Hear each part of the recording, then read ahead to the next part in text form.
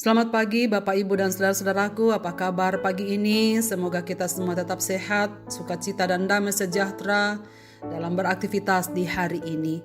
Bacaan kita pagi ini dari Kisah Rasul pasal 9 ayat 1 sampai ayat yang ke-9. Sementara itu berkobar-kobar hati Saulus untuk mengancam dan membunuh murid-murid Tuhan. Ia menghadap imam besar dan meminta surat kuasa daripadanya untuk dibawa kepada majelis-majelis Yahudi di Damsyik, supaya jika ia menemukan laki-laki atau perempuan yang mengikuti jalan Tuhan, ia menangkap mereka dan membawa mereka ke Yerusalem. Dalam perjalanannya ke Damsyik, ketika ia sudah dekat kota itu, tiba-tiba cahaya memancar dari langit mengelilingi dia.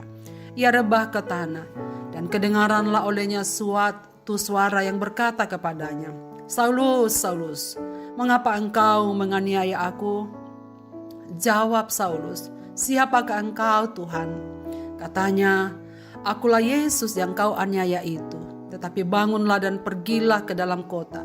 Di sana akan dikatakan kepadamu apa yang harus kau perbuat." Maka termangu-mangulah teman-temannya seperjalanan, karena mereka memang mendengar suara itu, tetapi tidak melihat seorang juga pun. Saulus bangun dan berdiri, lalu membuka matanya, tetapi ia tidak dapat melihat apa-apa. Mereka harus menuntun dia masuk ke Damsyik. 3 hari lamanya ia tidak dapat melihat, dan 3 hari lamanya ia tidak makan dan minum.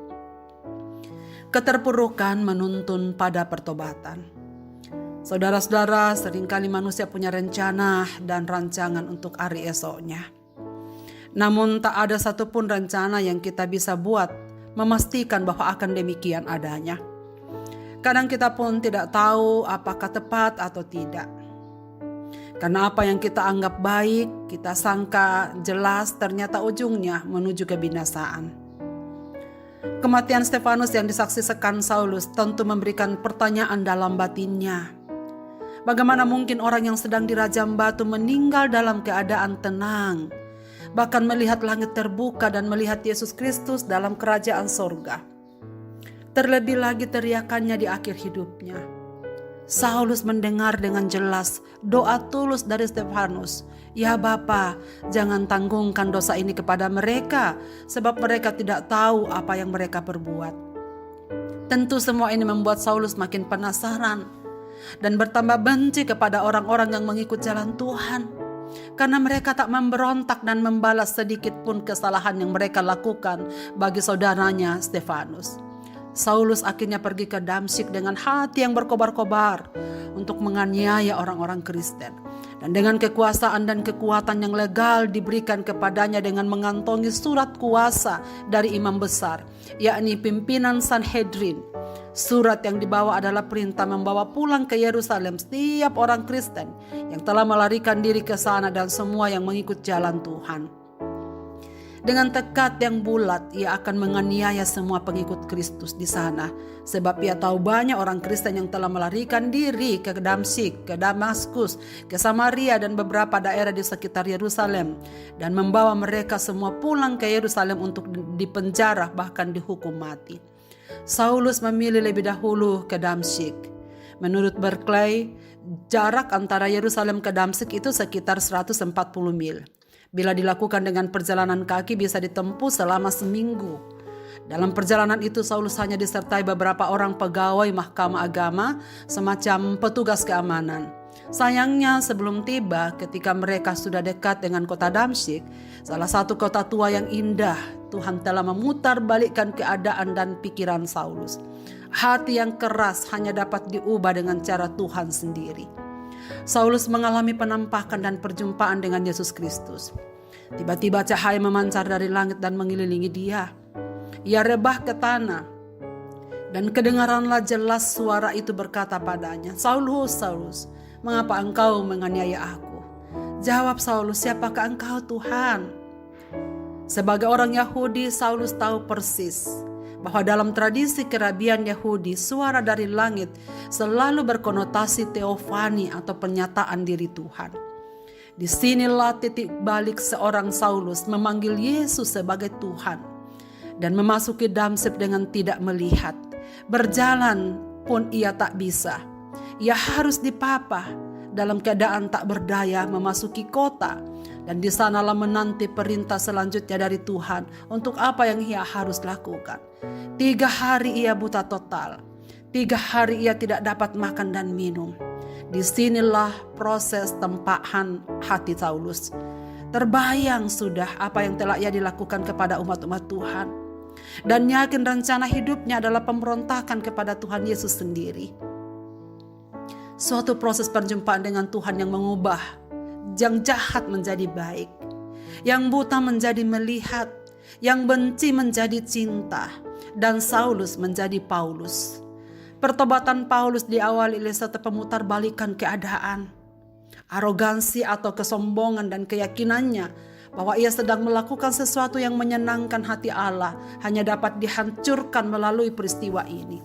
Sampai di sini saudara sekalian, di mana Saulus tidak lagi mengikuti kemauannya. Tetapi sekarang mau tak mau, suka atau tak suka, ia dibawa kehendak Tuhan yang telah ia aniaya. Saudara-saudara, dari peristiwa ini kita dihiburkan bahwa apapun yang dilakukan manusia di bumi ini bagi anak-anaknya, sesungguhnya ia lakukan bagi Tuhan sendiri. Jadi jangan membalas kejahatan dengan kejahatan, kalahkanlah dengan kedamaian. Tidak ada seorang pun yang dapat percaya jika bukan karena kehendak Tuhan sendiri. Bagian kita hanyalah memberitakan, menyampaikan dan menyaksikan keyakinan kita. Tapi selebihnya yang membuat hati percaya itu adalah hak Tuhan sendiri. Kadang-kadang Allah memakai keterpurukan dan pembalikan keadaan yang dilalui seseorang untuk menuntunnya kepada pertobatan. Jadi jika keadaan tiba-tiba berubah, percayalah ada Tuhan yang indah di balik peristiwa itu. Ketika saudara-saudara menghadapi berbagai hal yang membuat saudara terpuruk, kecewa dan sakit hati, bahkan hancur hati, kehilangan percaya, larilah kepada Tuhan. Sebab kadang Tuhan menggunakan hal-hal dan memutarkan balikkan keadaan untuk membuat kita mengingat Tuhan dan bertobat dan mengalami pemulihan darinya. Marilah kita berdoa. Bapa di sorga, kami mengucap syukur untuk firman-Mu pada pagi ini.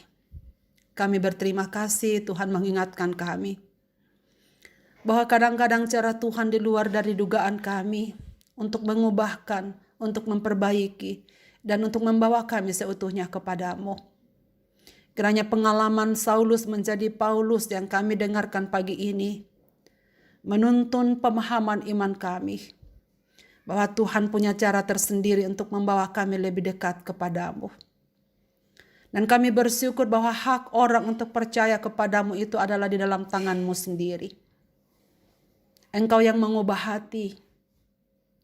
Engkau yang dapat mengubah yang keras menjadi baik. Yang jahat menjadi baik. Dan yang tegar menjadi lemah lembut di hadapan-Mu. Karena itu ya Bapa di sorga, kuatkanlah kami semua yang mendengarkan renungan pagi ini, supaya kami terus menyerah kepada Tuhan dalam segala keadaan kami. Apapun yang sedang terjadi kepada umat-umat-Mu saat ini ya Tuhan, biarlah firman-Mu ini mengingatkan kami, bahwa jikalau itu ada di dalam tangan Tuhan, mungkin itu adalah cara Tuhan yang terbaik untuk membawa kami seutuhnya kepada-Mu. Berkati seluruh kehidupan umat-umat-Mu pada pagi ini Tuhan dalam beraktivitas sepanjang hari ini. Yang dalam keadaan sakit Tuhan sembuhkanlah. Yang sedang dalam masalah-masalah pribadi Tuhan ingatkanlah. Supaya mereka lari kepada-Mu meminta pertolongan. Mereka yang berduka Tuhan hiburkan. Mereka yang sedang berjuang untuk kehidupan mereka masing-masing. Tolonglah mereka Bapa, supaya mereka menemukan Tuhan dalam setiap peristiwa kehidupan mereka. Lalu ke dalam tangan-Mu Bapa, kami serahkan kehidupan kami sepanjang hari ini. Di dalam dan demi nama Yesus Kristus Tuhan kami memohon doa ini. Amin. Selamat beraktivitas Bapak Ibu dan saudara-saudaraku. Tuhan Yesus memberkati kita sekalian.